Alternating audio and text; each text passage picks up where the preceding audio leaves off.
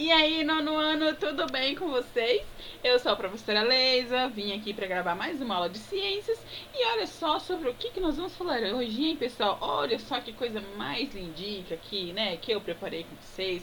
Valoriza, gente, valoriza essa professora. Olha, que com todo o carinho do mundo, prepara uma aula de revisão para a recuperação do primeiro e segundo bimestre. Então, nessa aula de hoje vai ser uma aula aí curta, não vou me delongar muito, né? Fazer aquela aula de 30 minutos, não. Mas eu vou fazer assim um resumão, sabe? Um apanhado geral do que a gente já trabalhou, daquilo que eu já passei para vocês no primeiro bimestre e no segundo bimestre. Logo em seguida que sair esse vídeo, pessoal, que eu tô mandando para vocês, eu já vou disponibilizar também o link da recuperação. Eu preparei uma provinha de recuperação, um teste, né? Lá no Google Formulário, que você vai responder pelo seu próprio celular, beleza? Você pode responder pelo celular, você pode responder pelo computador, por onde você achar melhor. Basta você ter o link, tá? Essa recuperação eu preciso que você faça e me envie até o dia 24 de julho, que é sexta-feira que vem. Galera, não fica deixando para a última hora, pelo amor de Deus. Se você não tem nota, se você não fez as atividades do primeiro bimestre, a chance é agora, tá? Agora é a hora para você aí correr atrás do prejuízo, beleza? Porque eu tenho fé em Deus, né? Se Deus quiser, a gente volta às aulas aí, sei lá, em setembro, né? Porque agosto aí, praticamente aí, sei lá, eu acho que agosto a gente não volta. Porque tá muito, assim, muitos casos de Covid e tal. Mas eu tô, assim, torcendo pra gente voltar pelo menos em setembro. E aí, gente, imagina, vai ser aquela correria para fechar quarto bimestre. E se você não tiver nota do primeiro bimestre, você vai ter que se virar e dar um jeito de fechar nota do primeiro bimestre. Então já fecha agora, gente. Olha a oportunidade. Isso aqui é oportunidade. Se você ainda não assistiu nenhum vídeo meu, se você não fez nada meu, primeiro, né? O que você tá fazendo que você ainda não assistiu, que você não estudou? Aí você pode falar assim pra mim, professora, eu não gostava de estudar nem na escola, quanto mais fora, quanto mais em casa, né? Eu não sei, eu não consigo. Cara, vai atrás, né? Menininho, ó, foi rodinha no pé. Gente, um ditado que uma amiga minha sempre fala e é muito verdade. A canela engrossa é na subida. Então vambora, gente, vamos correr atrás do prejuízo. Eu tô aqui, os professores de vocês estão aí também, sempre se disponibilizando para ajudar vocês. Então é isso, gente, conta comigo e vamos parar de blá blá blá e vamos lá, né, pra aula. Solta a vinheta. Não é mentira, não tem vinheta, não. Quem aí é bom aí em tecnologia, ó, quiser me dar uma força, quiser falar, professor, eu vou editar os vídeos pra você, fique à vontade, tá? Ó, depois a conversa aí, negociando as notinhas. Gente, então vamos lá, ó, presta atenção aqui na tela, no slide, a gente vai fazer aqui uma aulinha de recuperação. Vamos lá, ó. Então, nós começamos lá no início do ano, isso aqui ainda foi lá em sala de aula, que eu comecei explicando para vocês, sobre os estados físicos da matéria, né? Então, o que é matéria lá, né? Eu falei para vocês sobre matéria e energia, né? Que é a química e a física estuda esses conceitos. Então, a matéria é tudo aquilo que possui massa, volume, blá blá blá, formado por átomos, por elementos químicos e tal, né? Então, olha só, a matéria aqui, ela se apresenta em três formas, em três estados físicos, que são eles sólido, líquido e gasoso. O estado sólido, o líquido e o gasoso, o que determina esse estado? O que determina para que a gente encontre a matéria nesse estado? É o grau de proximidade ou agitação das moléculas, como que essas moléculas estão. Então, olha aqui, gente, tá vendo esses pontinhos azul aqui? Esses pontinhos azul representam as moléculas, os átomos que formam esse composto aqui, essa substância, que no caso aqui é a água. Então, no estado sólido, os compostos, os elementos químicos, os átomos, as moléculas, que é, né, é tudo a mesma coisa aí, que forma a água, eles estão o quê? Bastante agrupados, muito próximos um do outro. A energia de ligação deles é muito forte, então eles estão fortemente aderidos. Aqui no estado líquido, as moléculas, você percebe que ela já começa a se distanciar e o que vai acontecer? Ela já vai estar um pouco mais distante umas das outras. Então, a força de atração entre essas moléculas já não é tão forte. E no estado gasoso, essas moléculas estão o quê? Estão livremente, né? Elas estão afastadas e estão se repelindo também, beleza? Então, esses são os três estados físicos da matéria e o que determina a substância estar no estado sólido, como por exemplo essa garrafinha em estado sólido, esse líquido aqui dentro estado líquido e o ar que eu estou respirando aqui, que você também está respirando na sua casa, no estado gasoso. É o grau de proximidade e agitação das moléculas que formam aquela substância, ok?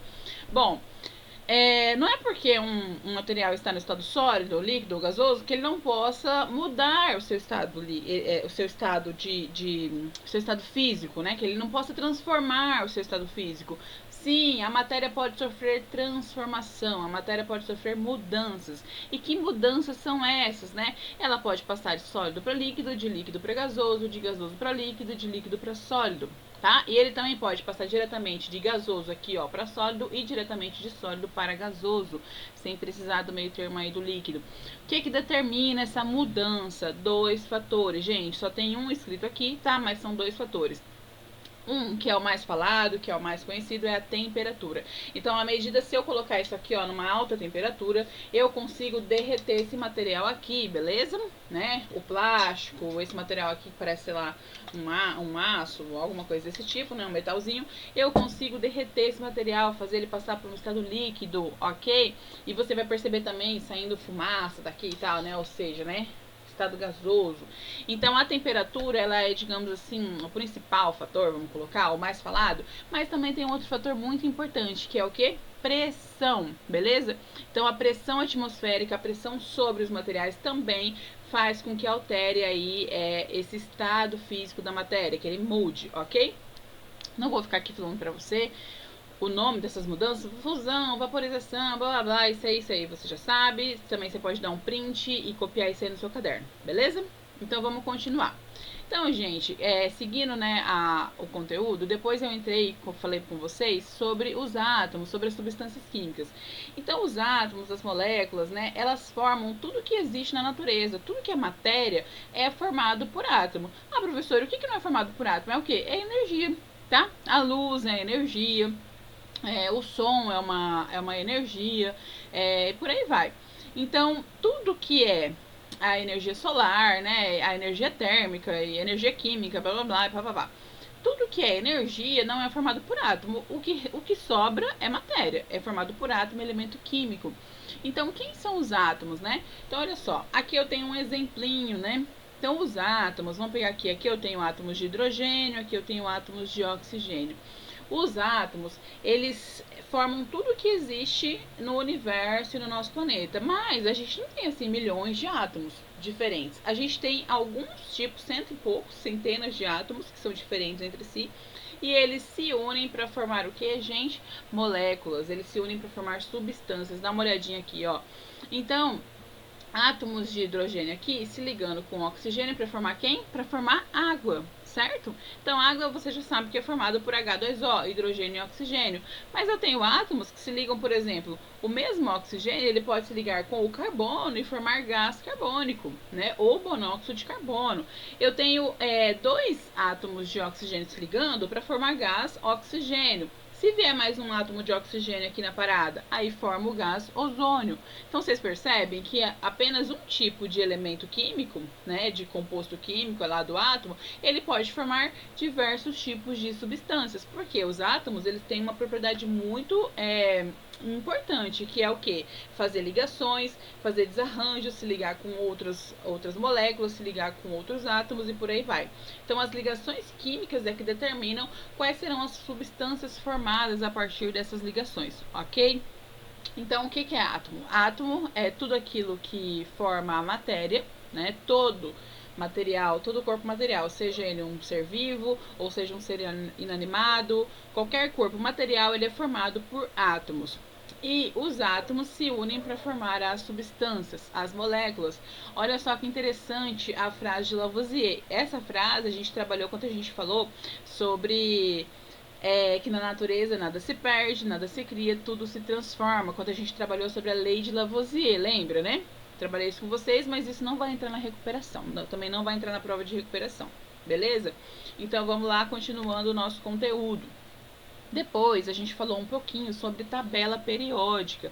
Gente, então olha só, lembra que eu falei para vocês, acabei de falar, que os átomos não tem milhões e milhares de átomos, existem centenas de elementos químicos. Esses elementos químicos se unem e formam substâncias.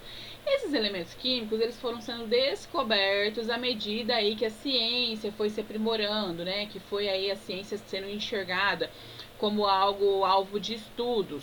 certo? Então, a partir do momento que foi se descobrindo sobre esses elementos químicos, eles foram sendo organizados em algum lugar. E aí organizou-se esses elementos químicos na tabela periódica.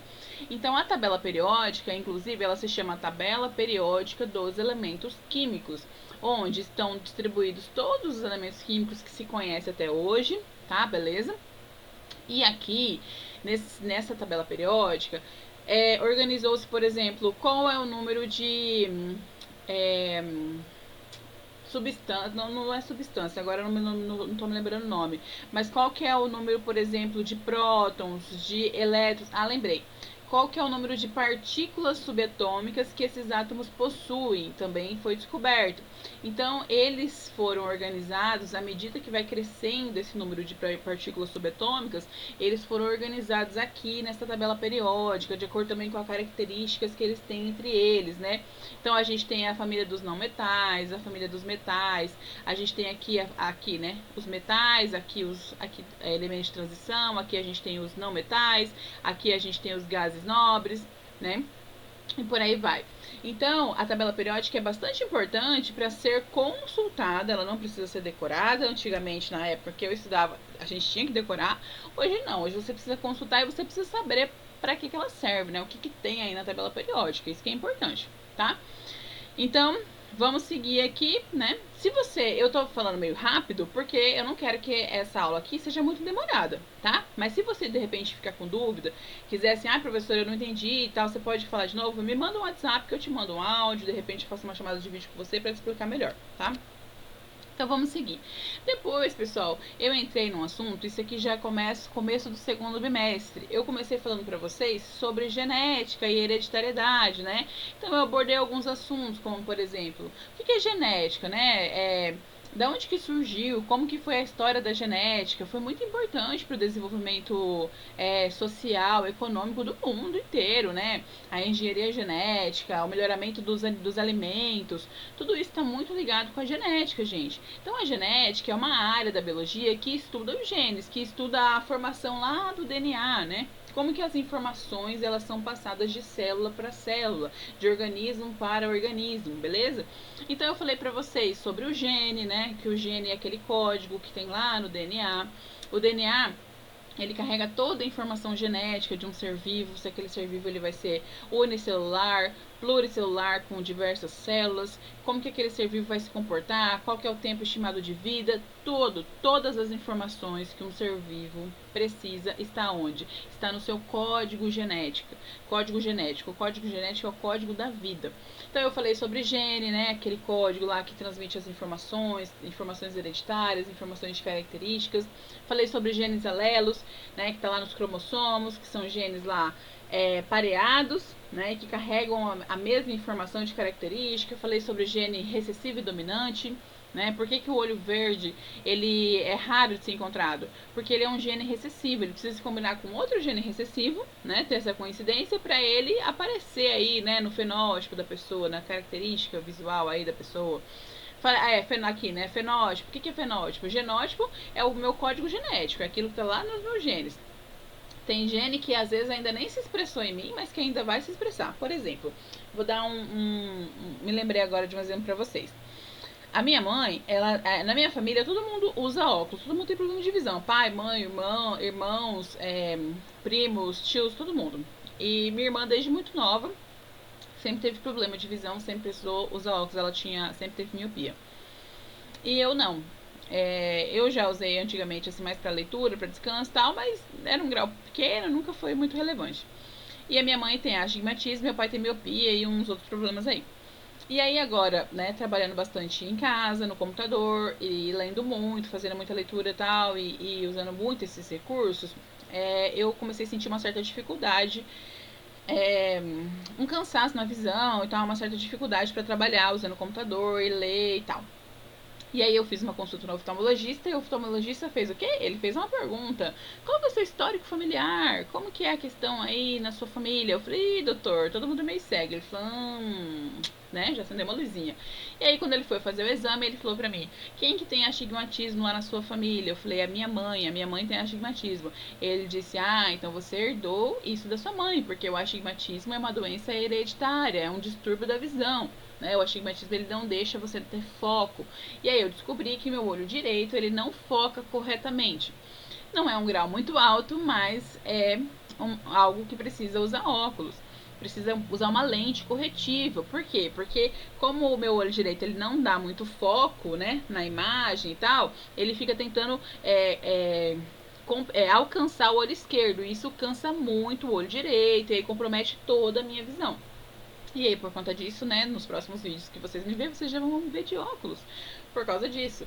Né? Então vocês percebem, né, que olha só, eu já tinha esse gene para expressar o astigmatismo, mas que estava lá guardado. E aí ele disse o que para mim? Eu tenho um astigmatismo tardio, ou seja, que ele aparece lá dos 35 aos 40 anos. E adivinha, gente? Ih, falei minha idade, né? Agora, mês que vem eu faço 35 anos, né? Então olha só, às vezes você tem um gene aí dentro de você que ele expressa alguma característica, que no meu caso, né, foi uma coisa, né, não muito boa, né, enfim, mas acontece. E aí tá programado para aparecer em você daqui a um tempo, né? Sei lá. Os fatores do ambiente também influenciam, né, galera? Então, talvez já era para aparecer esse gene aí, essa característica em mim, mas pelo fato de eu estar usando muito, né, o computador e tal, ele, né, antecipou aí, esse gene se manifestou antes da hora, sei lá, vamos pensar assim.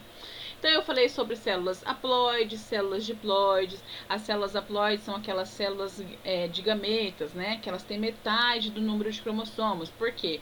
O espermatozoide tem 23 cromossomos, né? A gente tá falando aqui da espécie humana. E o óvulo tem mais 23. Quando se juntam, formam 46 cromossomos, que é o número de cromossomos da espécie humana. Então eu falei alguns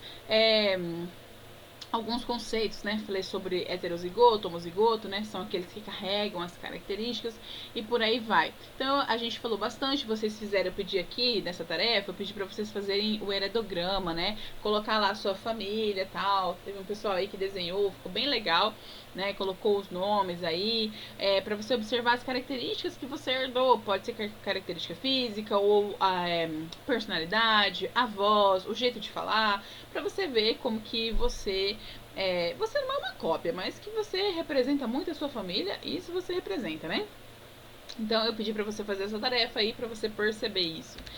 E aí a gente falou também, eu falei com vocês sobre o Mendel, né? Olha só, que bonitinho, né? O Mendel e os seus experimentos com as ervilhas. Então o Mendel, ele nada mais é do que considerado o pai da genética.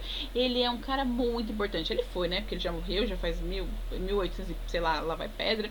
Então já faz muito tempo, né? E o Mendel, ele tem uma história incrível, assim, a história de vida dele é muito legal, muito bacana. Eu adoro contar a história dele. E o Mendel, cara, ele foi o cara, né? Porque ele não tinha nada. As pessoas viviam buscando essas respostas e ele foi lá, fez um experimento massa e ele descobriu, né? Os postulados de Mendel são muito importantes. Foi o Mendel que descobriu o gene, né? Só que na época ele não chamou de gene, ele deu o nome de fator. Ele que descobriu, ele disse assim, ó, tem alguma coisa lá dentro da célula, lá dentro do organismo, que faz com que ele expresse algumas características. Peraí, vou beber uma água. Vocês estão bebendo água, né, gente? Beba água. Ó, essa época do ano é uma época seca. Não chove muito aqui na nossa região. Bebam água, use máscara, passa álcool em gel. Se cuida, fica em casa, não aglomera. Já aproveito o link aqui pra falar toda vez, né? Então o Mendel, ele é considerado o pai da genética e ele é o pai da hereditariedade, né? É ele que descobre aí o fator genético e ele fala sobre a hereditariedade. O que ele fez? Ele pegou algumas ervilhas aí e ele analisou algumas características: ervilha de flor branca, ervilha de flor roxa, ervilha de semente verde, ervilha de semente amarela, ervilha da semente enrugada, ervilha da semente lisa e por aí vai, né? Então, a gente falou sobre isso também. E aí, né, agora já os últimos conteúdos do segundo bimestre, eu falei com vocês sobre luz, né? Falei para vocês sobre as cores, né? Da onde que vem as cores, como que ocorre a decomposição da luz branca. Falei para vocês que todas as cores estão na luz branca, né? E a partir dessa decomposição aqui, ó, né, da luz branca, a gente enxerga todas as cores. Ah, professora, mas não existe só o azul? Ou não existe só o anil? Ou não existe só o vermelho? Gente, não existe só essa cor pura. existe a cor e existe as variações e as nuances dentro de cada cor, beleza? Então existe também a mistura das cores, ok? Mas todas as cores estão aonde? Estão contidas na luz branca, beleza? Então falei também sobre isso. Eu acho que esse conteúdo aí tá mais fresquinho na cabeça de vocês, porque eu acabei de explicar, né? Tem vídeo e tal, né? Mas aí só pra gente dar uma relembrada, né? Sobre a luz branca, isso aí vai cair na recuperação também. E aí, para finalizar, gente, eu falei com vocês também sobre ondas eletromagnéticas, né? Sobre o eletromagnetismo. Falei para vocês as características. Então, o que uma onda eletromagnética é? Ela é uma perturbação do meio, onde ela pode se propagar tanto no nosso planeta, né? No ar, ela se propaga na água, ela se propaga no solo, mas ela também se propaga fora do nosso espaço, né? É por isso, e é só por isso, que a luz solar chega no nosso planeta. Olha só que maravilha!